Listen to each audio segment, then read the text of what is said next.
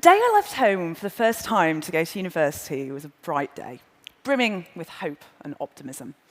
I'd done well at school, expectations for me were high, and I gleefully entered the student life of lectures, parties, and traffic cone theft. Now, appearances, of course, can be deceptive, and to an extent, this feisty, energetic persona of lecture-going and traffic cone stealing was a veneer, albeit a very well-crafted and convincing one. Underneath, I was actually deeply unhappy, insecure, and fundamentally frightened. Frightened of other people, of the future, of failure, and of the emptiness that I felt was within me. But I was skilled at hiding it, and from the outside, appeared to be someone with everything to hope for and aspire to. This fantasy of invulnerability was so complete that I even deceived myself. And as the first semester ended and the second begun, there was no way that anyone could have predicted what was just about to happen.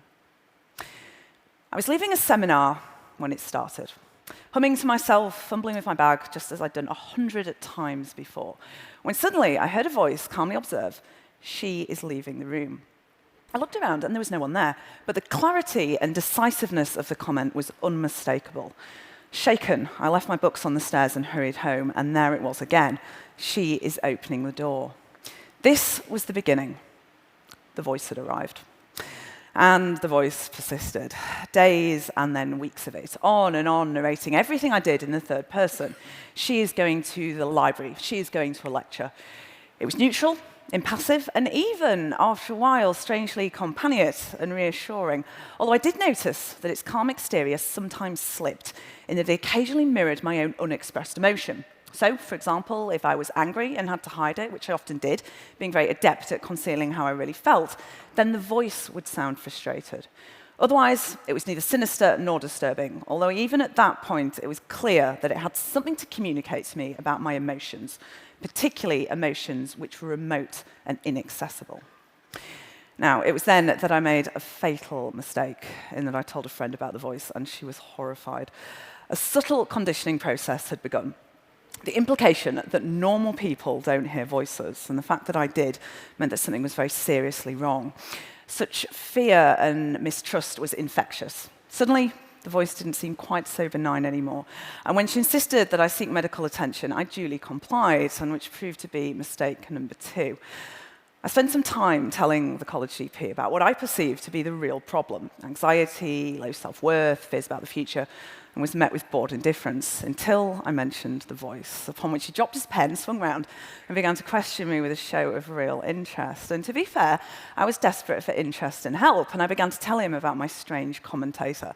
And I always wish at this point the voice had said, "She is digging her own grave." I was referred to a psychiatrist who likewise took a grim view of the voice's presence, subsequently interpreting everything I said through a lens of latent insanity. For example, I was part of a student TV station that broadcast news bulletins around the campus, and during an appointment, which was running very late, said, "I'm sorry, doctor, I've got to go, I'm reading the news at 6. Now, it's down in my medical records that Eleanor has delusions that she's a television news broadcaster. It was at this point that events began to rapidly overtake me. A hospital admission followed, the first of many. A diagnosis of schizophrenia came next. And then, worst of all, a toxic, tormenting sense of hopelessness, humiliation, and despair about myself and my prospects. But having been encouraged to see the voice, not as an experience, but as a symptom, my fear and resistance towards it intensified. Now, essentially, this represented taking an aggressive stance towards my own mind, a kind of psychic civil war. And in turn, this caused the number of voices to increase and grow progressively hostile and menacing. Helplessly and hopelessly, I began to retreat into this nightmarish inner world in which the voices were destined to become both my persecutors and my only perceived companions. They told me, for example, that if I proved myself worthy of their help, then they could change my life back to how it had been. And a series of increasingly bizarre tasks was set, a kind of labor of Hercules. It started off quite small, for example, pull out 3 strands of hair, but gradually it grew more extreme, culminating in commands to harm myself and a particularly dramatic instruction. You see that tutor over there? You see that glass of water? We have to go over and pour it over him in front of the other students. which I actually did, and which, needless to say, did not endear me to the faculty. In effect, a vicious cycle of fear, avoidance, mistrust, and misunderstanding had been established. This was a battle in which I felt powerless and incapable of establishing any kind of peace or reconciliation. 2 years later, and the deterioration was dramatic. By now, I had the whole frenzied repertoire: terrifying voices, grotesque visions, bizarre, intractable delusions. My mental health status had been a catalyst for discrimination, verbal abuse, and physical and sexual assault. And I'd been told by my psychiatrist, Eleanor, you'd be better off with cancer, because cancer is easier to cure than schizophrenia. I'd been diagnosed, drugged, and discarded, and was by now so tormented by the voices that I attempted to drill a hole in my head in order to get them out.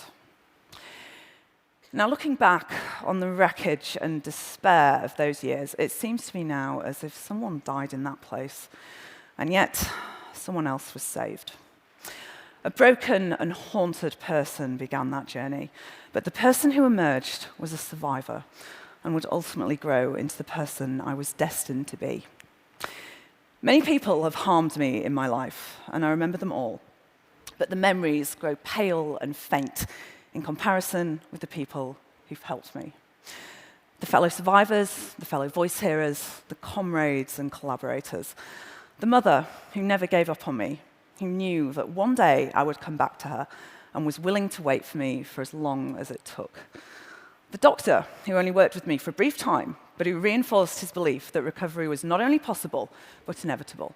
And during a devastating period of relapse, told my terrified family, don't give up hope. I believe that Eleanor can get through this. Sometimes, it snows as late as May, but summer always comes eventually. 14 minutes is not enough time to fully credit those good and generous people who fought with me and for me and who waited to welcome me back from that agonized, lonely place. But together, they forged a blend of courage, creativity, integrity, and an unshakable belief that my shattered self could become healed and whole. I used to say that these people saved me, but what I now know is they did something even more important in that they empowered me to save myself. And crucially, they helped me to understand something which I'd always suspected, that my voices were a meaningful response to traumatic life events, particularly childhood events, and as such were not my enemies, but a source of insight into solvable emotional problems. Now, at first, this was very difficult to believe, not least because the voices appeared so hostile and menacing. So in this respect, a vital first step was learning to separate out a metaphorical meaning from what I'd previously interpreted to be a literal truth. So, for example, voices which threatened to attack my home, I learned to interpret as my own sense of fear and insecurity in the world rather than an actual objective danger. Now, at first, I would have believed them. I remember, for example, sitting up one night on guard outside my parents' room to protect them from what I thought was a genuine threat from the voices, because I'd had such a bad problem with self-injury that most of the cutlery in the house had been hidden. So I ended up arming myself with a plastic fork, like picnic-ware, and sort of sat outside the room clutching it, waiting to spring into action should anything happen. It was like, don't mess with me. Got a plastic fork, don't you know? No, strategic. But a later response, and much more useful, would be to try and deconstruct the message behind the words. So when the voices warned me not to leave the house, then I would thank them for drawing my attention to how unsafe I felt, because if I was aware of it, then I could do something positive about it. But go on to reassure both them and myself that we were safe and didn't need to feel frightened anymore. I would set boundaries for the voices and try to interact with them in a way that was assertive yet respectful, establishing a slow process of communication and collaboration in which we could learn to work together and support one another. Throughout all of this, what I would ultimately realize was that each voice was closely related to aspects of myself, and that each of them carried overwhelming emotions that I'd never had an opportunity to process or resolve. Memories of sexual trauma and abuse, of anger, shame, guilt, low self-worth. The voices took the place of this pain and gave words to it. And possibly one of the greatest revelations was when I realized that the most hostile and aggressive voices actually represented the parts of me that had been hurt the most profoundly. And as such, it was these voices that needed to be shown the greatest compassion and care. It was armed with this knowledge that ultimately I would gather together my shattered self, each fragment represented by a different voice, gradually withdraw from all my medication and return to psychiatry, only this time from the other side. 10 years after the voice first came, I finally graduated, this time with the highest degree in psychology the university had ever given, and 1 year later, the highest master's, which I always say isn't bad for a mad woman. In fact, one of the voices actually dictated the answers during an exam, which technically possibly counts as cheating. And, and to be honest, sometimes I quite enjoyed their attention as well. As Oscar Wilde said, the only thing worse than being talked about is not being talked about. It also makes you very good at eavesdropping because you can listen to two conversations simultaneously, so it's not all bad. I worked in mental health services, I spoke at conferences, I published book chapters and academic articles, and I argued, and continue to do so, the relevance of the following concept, that an important question in psychiatry shouldn't be what's wrong with you, but rather what's happened to you. And all the while, I listened to my voices, with whom I'd finally learned to live with peace and respect, and which in turn reflected a growing sense of compassion, acceptance, and respect towards myself. And I remember the most moving and extraordinary moment when supporting another young woman who was terrorized by her voices and becoming fully aware for the very first time that I no longer felt that way myself, but was finally able to help someone else who was. I'm now very proud to be a part of Intervoice, the organizational body of the International Hearing Voices Movement, an initiative inspired by the work of Professor Marius Romme and Dr. Sondra Escher, which locates voice hearing as a survival strategy, a sane reaction to insane circumstances, not as an aberrant symptom of schizophrenia to be endured, but a complex, significant, and meaningful experience to be explored. Together, we envisage and enact a society that understands and respects voice hearing, supports the needs of individuals who hear voices, and which values them as full citizens. This type of society is not only possible, it's already on its way. To paraphrase Chavez, once social change begins, it cannot be reversed. You cannot humiliate the person who feels pride. You cannot oppress the people who are not afraid anymore. For me, the achievements of the Hearing Voices movement are a reminder that empathy, fellowship, justice, and respect are more than words. They are convictions and beliefs, and that beliefs can change the world. In the last 20 years, the Hearing Voices movement has established Hearing Voices networks in 26 countries across 5 continents, working together to promote dignity, solidarity, and empowerment for individuals in mental distress, to create a new language and practice of hope, which, at its very center, lies an unshakable belief in the power of the individual. As Peter Levine has said, the human animal is a unique being, endowed with an instinctual capacity to heal and the intellectual spirit to harness this innate capacity.